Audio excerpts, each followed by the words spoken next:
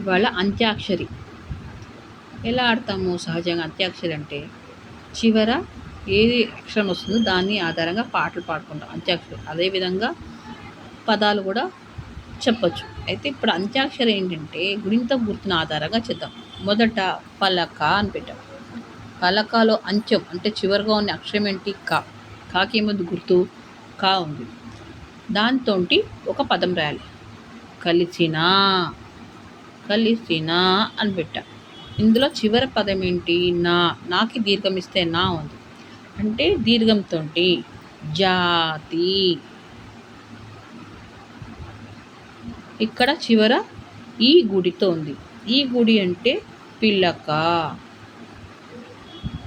మళ్ళీ తలకట్ట అక్షరం వచ్చింది. తలకట్ట వస్తే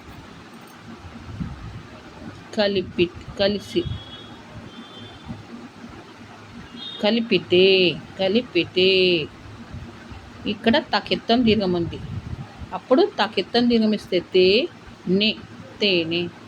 ఇలా ఉంటే నాకెత్తం అంటే చివర ఏమొచ్చింది? ఎత్తం ఉంది. ఎత్తంతో తెలియదు. తెలియదు. మళ్ళీ ఊ కొమ్ము. ముదిమి. మా కొమ్మిస్తేము, దగుడిస్తేది, మా గుడిస్తే మీ. మళ్ళీ ఈ గుడి.